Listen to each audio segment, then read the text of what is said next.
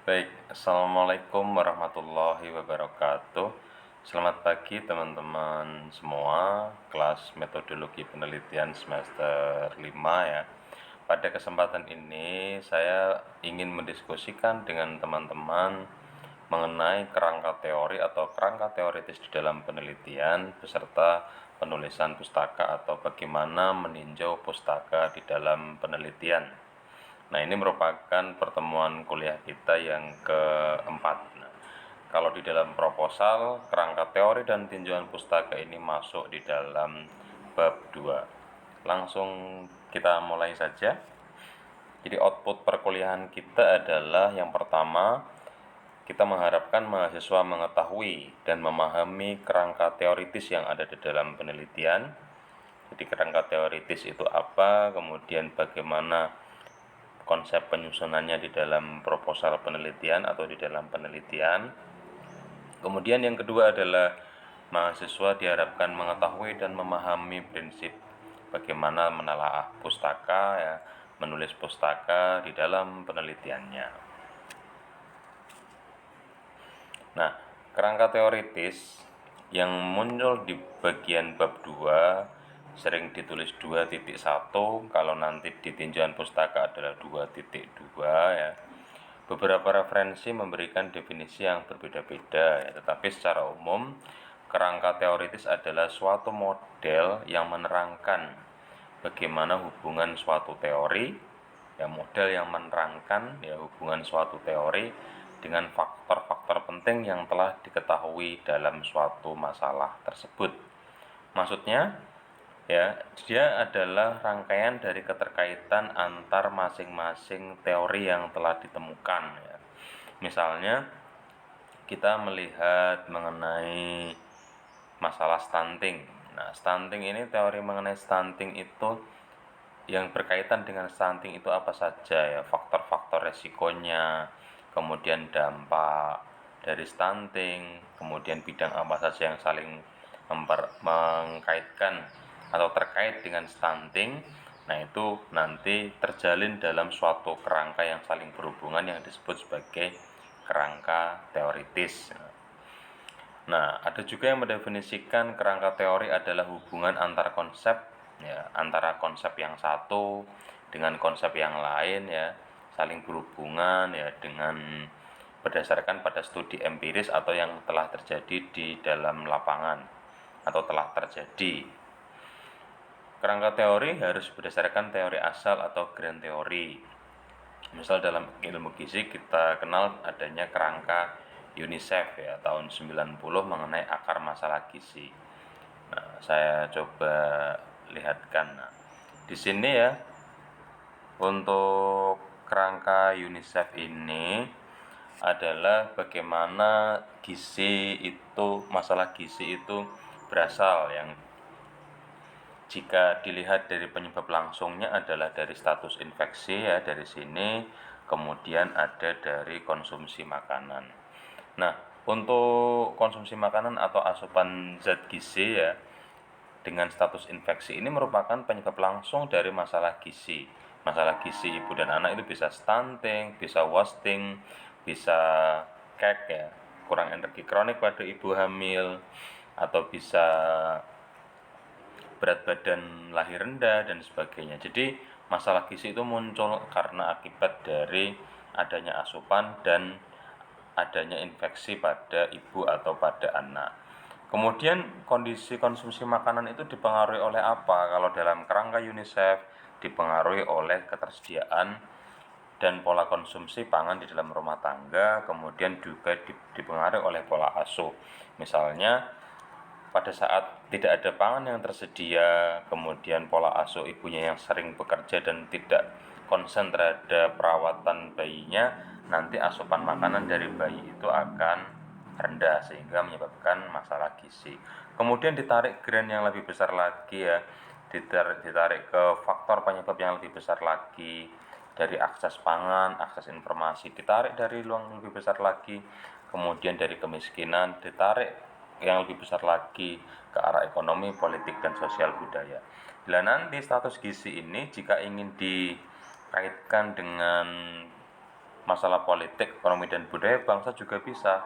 Ya dengan adanya status gizi yang rendah, yang di sini yang status gizinya yang tidak baik, maka produktivitas dari atau SDM dari manusianya akan turun sehingga akan mempengaruhi berdampak pada ekonomi ataupun ke politik suatu negara. Dan ini bisa menjadi kerangka pemikiran yang saling berkesinambungan. Tetapi UNICEF ini membatasi kerangka teoritisnya atau kerangka berpikirnya pada batasan penyebab dari masalah gizi. Nah, itu contoh dari kerangka pemikiran atau kerangka teoritis. Nah, ini contoh ya kerangka teoritis dari penelitian saya pada saat sarjana, pada saat S1 ya. Saya meneliti mengenai efek suplementasi mineral ya dari sini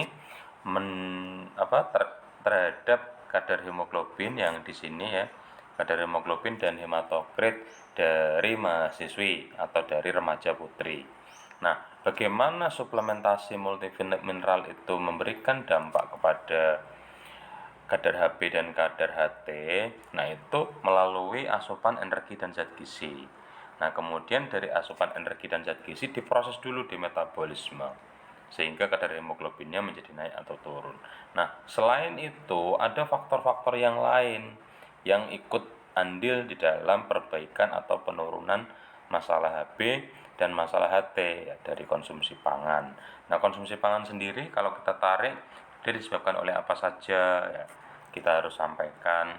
Kemudian metabolisme ini selain dari asupan apa, misalnya ada infeksi, misalnya selain dari metabolisme zat gizi, kadar Hb dan Ht itu dipengaruhi oleh apa, misalnya dari kehilangan darah akibat menstruasi.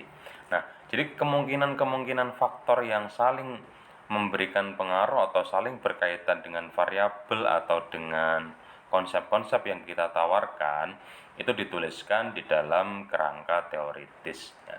Jadi secara besar ya, semakin lengkap kerangka teoritis semakin komprehensif ya, semakin semua aspek misalnya suplementasi multivitamin itu dipengaruhi apa saja. Nah, itu kalau mau disampaikan ya itu lebih bagus ya, lebih detail, lebih bagus. Detailnya atau lengkapnya kerangka teoritis itu menunjukkan peneliti yang sangat rajin dalam mengakses pustaka. Semakin banyak yang dituliskan tentunya itu berasal dari berbagai macam hasil penelitian atau hasil laporan yang sudah dilakukan oleh penelitian-penelitian sebelumnya. Dan itu bagus ya. Jadi semakin komprehensif, maka kerangka teoritis itu semakin baik. Nah, kemudian setelah menyusun kerangka teoritis, kalau di Gizi UIN Wali Songo nanti ada yang disebut sebagai kerangka konsep. Nah, kerangka konsep adalah hubungan antar konsep yang dibangun berdasarkan hasil studi empiris terdahulu sebagai pedoman dalam melakukan penelitian. Nah, konsep ini bersifat abstrak, hanya dapat diamati dan diukur melalui konstruk yang dikenal dengan istilah variabel. Jadi kalau gampangnya, kerangka konsep itu menunjukkan hubungan antar variabel yang akan kita teliti. Misalnya kerangka teoritis dari skripsi saya selengkap ini. Nah, nanti pada saat masuk ke kerangka konsep, artinya saya hanya menuliskan suplementasi multivitamin mineral, kemudian saya berikan panah ke kanan atau ke bawah menjadi kenaikan atau penurunan kadar hemoglobin. Jadi to the point, arah dari keterkaitan variabel bebas dan variabel terikat itu nanti menjadi lebih ringkas dibandingkan dengan kerangka teoritis yang sebelumnya. Nah, variabel itu yang adalah sesuatu yang bervariasi yang dapat diukur. Jadi nanti teman-teman variabel penelitiannya itu haruslah hal yang bisa diukur. Sebagai contoh misalnya, variabel tinggi badan. Apakah tinggi badan itu bisa diukur? Ya, bisa menggunakan nikrotoa atau pengukur tinggi badan yang lain, nanti hasilnya dalam skala cm misalnya. Numerik interval numerik rasio ya. Kemudian untuk berat badan, apakah bisa diukur? Bisa. Kemudian contoh yang lain misalnya rasa rindu. Apakah rasa rindu itu bisa diukur ya? Kalau mengukurnya menggunakan menggunakan alat yang fisik ya tentunya sulit ya, karena rasa rindu ada di dalam perasaan seseorang. Nah, bagaimana orang itu mengalami rindu ya? Nah, itu harus bisa didefinisikan dan bisa diukur. Kalau rasa rindu itu tidak dapat diukur dengan jelas, maka tidak layak disebut sebagai variabel di dalam penelitian. Nah, atau kerangka konsep juga dapat berarti hubungan konseptual antar variabel yang diteliti. Jadi untuk kerangka konsep ini cukup variabel-variabel yang diteliti saja. Sedangkan yang kerangka teoritis itu adalah keterkaitan antara variabel penelitian dengan faktor-faktor yang lain. Jadi siapa saja yang mampu memberikan pengaruh atau memberikan dampak kepada variabel yang kita teliti, kita sebisa mungkin cantumkan di dalam kerangka teoritis. Nah, tentunya menyusun kerangka teoritis tidak asal-asalan, harus berasal dari telaah pustaka, dari studi-studi yang bersifat ilmiah. Kemudian masuk ke variabel penelitian. Variabel penelitian terbagi atas dua ya. Yang pertama adalah variabel terikat atau juga sering disebut sebagai dependent variable ya. Adalah variabel yang akan dikenai perlakuan atau variabel yang mendapatkan akibat dari adanya perubahan pada variabel lain atau variabel bebas. Jadi dia merupakan variabel yang bersifat dikenai atau memperoleh akibat dari perubahan nilai dari variabel bebas. Nah, di dalam notasi matematika biasanya variabel penelitian itu yang variabel terikat itu dinotasikan sebagai huruf Y. Y sama dengan nanti yang variabel bebas atau variabel yang memberikan pengaruh kepada variabel Y disebut sebagai variabel independen juga atau independen variabel. Nah, ini sering dinotasikan pada bilangan matematika itu dengan huruf X. Nah, nanti persamaannya Y sama dengan AX plus B. Nilai A itu merupakan nilai A dan B merupakan nilai konstanta.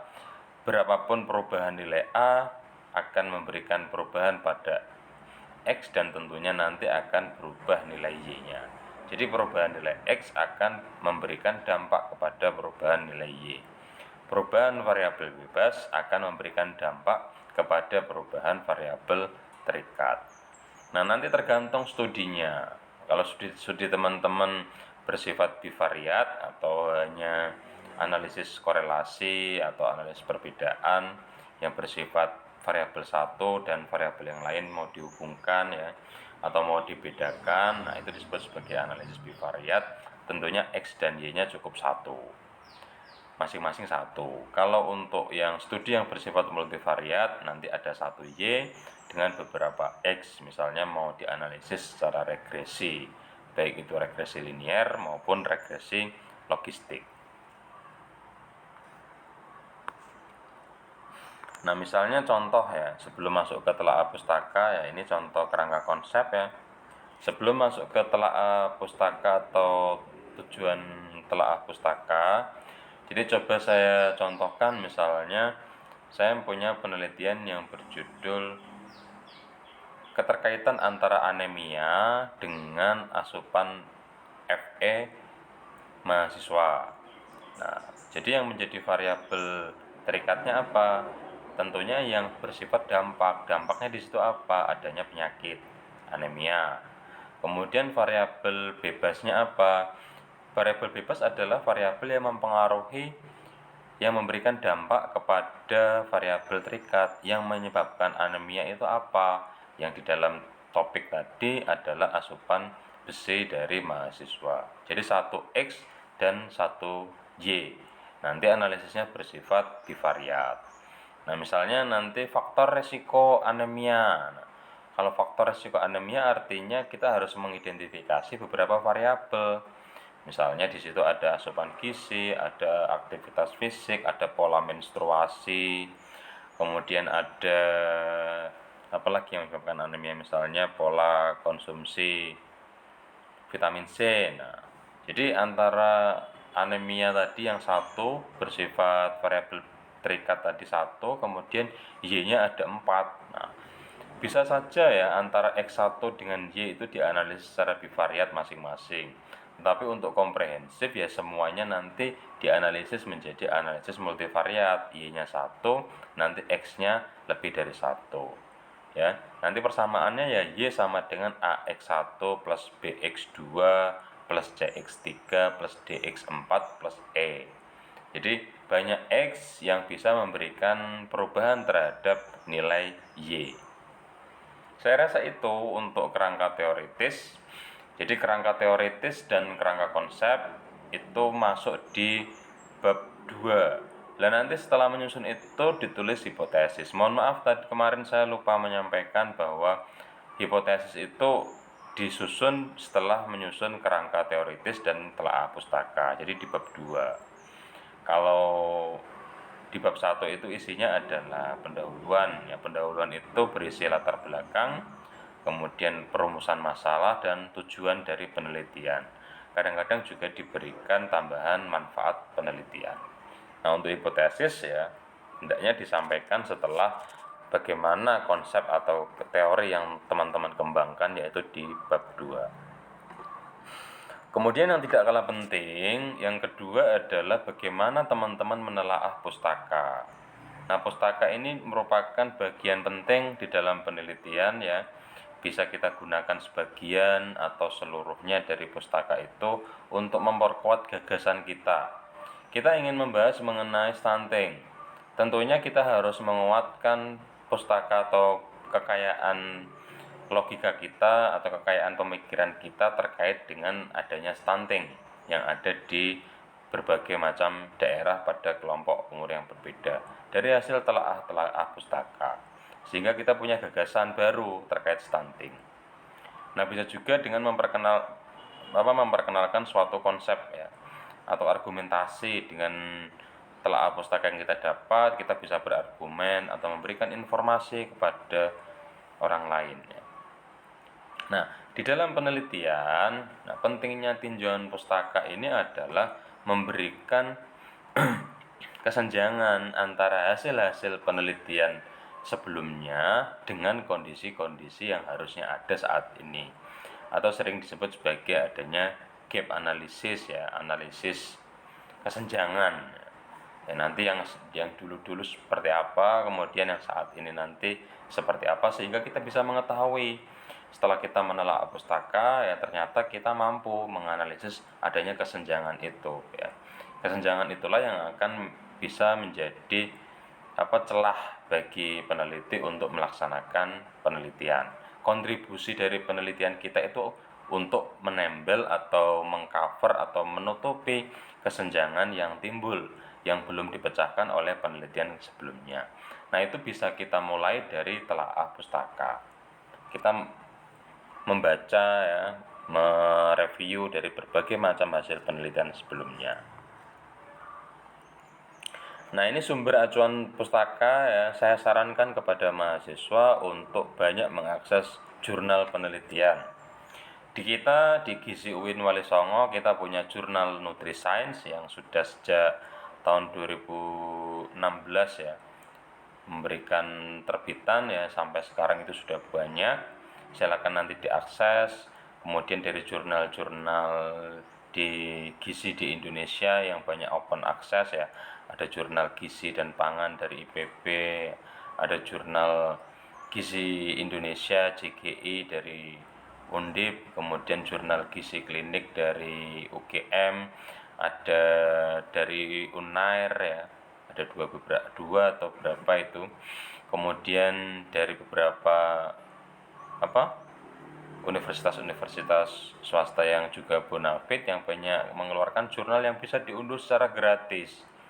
Nah, jurnal-jurnal internasional pun teman-teman bisa akses ya, bisa akses secara gratis dari Google. Nah, nanti pada saat mengambil pustaka dari jurnal, itu yang diambil jangan di bagian latar belakangnya, tetapi conclusion atau kesimpulan dari jurnal itu seperti apa.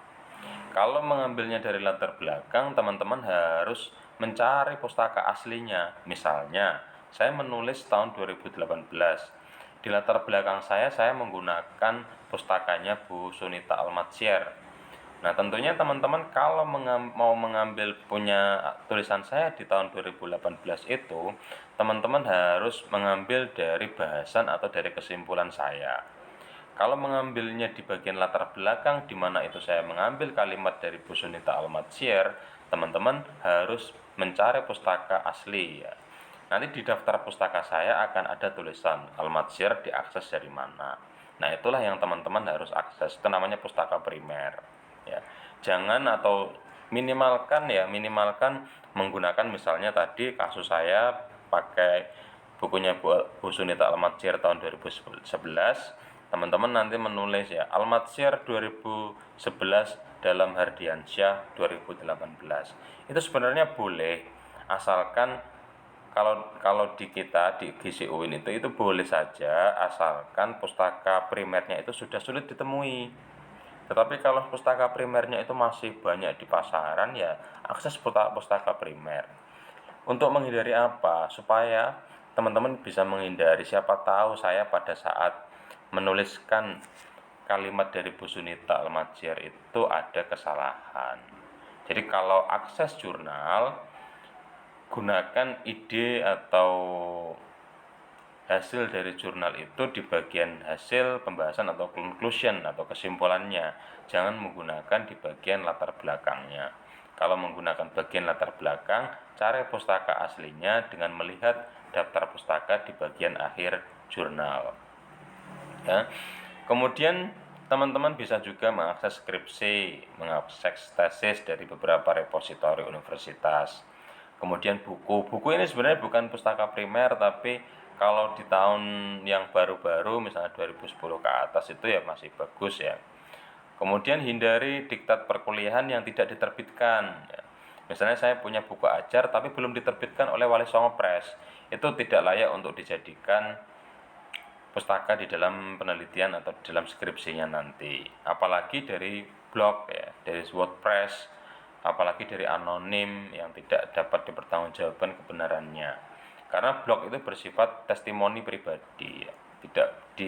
Tidak layak untuk dijadikan rujukan pustaka ilmiah. Jadi itu ya. Kemudian pada saat mengambil pustaka dari orang lain, kita perlu memparafrasenya ya. Memparafrase itu merubah susunan kalimat atau merubah gaya bahasa tanpa merubah makna ya. Ingat ya, yang dirubah adalah gaya atau tata bahasa di dalam kalimat itu, tetapi makna dari kalimat itu tidak boleh berubah. Nah, ini tata cara mengutip ya, ada kutipan langsung dan kutipan tidak langsung. Kalau di ilmu gizi yang merupakan studi-studi yang banyak bersifat kuantitatif, banyak yang dilakukan adalah kutipan tidak langsung. Berbeda dengan ilmu-ilmu sosial yang banyak melakukan studi kualitatif ya, pendapat orang kemudian dibahas, dianalisis lebih dalam. Nah, itu perlu adanya kutipan langsung yang kanan kirinya diberi tanda kutip. Sedangkan kutipan langsung tidak perlu ya. Kutipan tidak langsung itu bisa in-note ya, di dalam misalnya habis paragraf kemudian dalam kurung Hardiansyah, 2018 itu in-note atau body note. Sedangkan kalau footnote itu nanti diberi kode 1 ya, misalnya tadi ya, akhir paragraf huruf 1 kemudian di bawahnya ada catatan kakinya 1 dari mana gitu. Kalau gaya di kita ya, kita kebanyakan menggunakan body note ya. Jadi nama dan tahun, nama penulis dan tahun penerbitan itu dicantumkan di akhir atau di awal, pokoknya dimasukkan di dalam paragraf. Nah, tadi saya sudah menyampaikan mengenai parafrase ya. Jadi membuat atau mengambil ide atau gagasan dari orang lain tanpa kita mengcopy paste. Jadi nggak boleh copy paste. Misalnya saya punya satu paragraf mengenai anemia, kalian akses di Google kemudian bisa di blok copy kemudian dipindahkan paste di Word, itu nggak boleh. Nanti pada saat dideteksi dengan software dengan Turnitin nanti plagiasinya tinggi. Ya, itu tidak disarankan. Sehingga apa yang perlu teman-teman lakukan adalah merubah gaya atau susunan kalimat atau tata bahasanya, tetapi makna atau gagasan intinya tidak mengalami perubahan. Itu yang disebut sebagai parafrase. Nah, ini prinsip-prinsipnya ya. Jadi maknanya sama ya. Struktur gagasan ya atau hubungan antar gagasan, inti dari gagasan itu nggak boleh berbeda. Kemudian alur gagasannya juga harus sama. Jadi yang melakukan kegiatan ya tetap harus bersifat sebagai subjek ya. Pada saat diubah menjadi kalimat pasif ya dikomunikasikan supaya dia tetap yang berperan. Jadi nggak boleh merubah yang pasif menjadi aktif, tapi misalnya saya memegang sapu misalnya menjadi saya dipegang sapu, itu kan nggak sama nanti maknanya. Kalau sapu dipegang saya itu boleh ya, jadi itu sama maknanya. Nah, struktur gramatikal ini harus berubah, nggak boleh sama ya, dilakukan dengan menggabung berbagai macam cara ya, menggabungkan kalimat, memecah kalimat menjadi dua atau lebih, atau meringkasnya, jadi bisa diringkas, bisa dikembangkan. Yang penting gagasan atau idenya itu sama. Gagasan atau maknanya itu sama. Nah, bisa menggunakan sinonimnya, misalnya saya makan, bisa saya mengkonsumsi. Nah, itu kan bisa nanti tidak terhitung plagiat. Misalnya mengukur ya, atau bisa menilai. Bisa saja misalnya beberapa kalimat yang memiliki sinonim. Misalnya ya aktivitas fisik misalnya. Aktivitas fisik bisa diganti dengan kalimat lain yang memiliki makna yang sama ya. Yang penting tidak merubah makna. Kemudian singkatan-singkatan atau akronim tidak boleh berubah ya. Kalau panjang kalimat itu boleh diringkas atau dikembangkan, itu boleh ya. Merupakan gaya bahasa sendiri, bukan meniru gaya bahasa sumber aslinya. Memang tujuan dari parafrase itu adalah kita menulis itu sendiri ya, kita tulis sendiri, tetapi makna atau gagasan itu diambil dari orang lain yang sudah melakukan riset atau melakukan studi sebelumnya. Nah, ini ya fair-fair saja ya, karena kalau kita hanya kopes ya, apalagi mahasiswanya nanti dari skripsi orang lain atau skripsi seniornya kemudian di blok semua ya, di blok semua, di copy kemudian dipaste, selesai masalah ya. Nanti saya cek plagiasi itu nanti bisa 70-80% ya, kadang-kadang sampai 90% ya. Beberapa proposal skripsi ya saya cek itu 50% ke atas ya. Itu ya dari hasil yang tidak diparafrase. Nah, ini tanda kutip bagi studi-studi yang bersifat kutipan langsung. Nah, ini contoh satu kalimat dari saya, misalnya kefir susu kambing memiliki cita rasa yang asam karena adanya aktivitas bakteri asam laktat. Rasa asam tersebut yang menyebabkan kefir susu kambing kurang diminati. Jadi adanya bakteri asam laktat membuat kefir asam. Nah, asam itu membuat orang nggak senang. Nah, itu silakan mau dikemas dengan kalimat bagaimana, intinya itu kefir itu asam, asamnya dari bakteri asam laktat.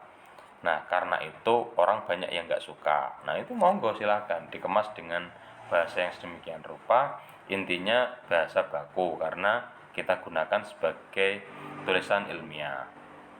Nah, kalau saya tulis bakteri asam laktat yang ada pada kefir susu kambing menyebabkan produk tersebut berasa asam sehingga kurang disukai ya, diminati diganti disukai ya. Itu bisa menjadi salah satu clue ya, mengganti dengan sinonimnya atau meringkasnya ya, atau justru mengembangkannya menjadi paragraf yang lebih panjang. Itu sah-sah saja di dalam penelitian ya, di dalam penyusunan proposal dan penyusunan skripsi. Oke, dari saya itu ya, teman-teman silahkan nanti banyak membaca kerangka teoritis dan kerangka konsep, ataupun bagaimana teman-teman bagaimana studi-studi sebelumnya menyusun tinjauan pustaka ya. Teman-teman banyak baca, dari jurnal-jurnal ilmiah, dari skripsi, dari tesis ya, yang telah disusun sebelumnya ya. Semakin banyak teman-teman baca, semakin kaya, semakin komprehensif kerangka teoritisnya, nanti semakin matang dalam menyusun kerangka konsep dan semakin kuat dalam menyatakan hubungan antar variabelnya.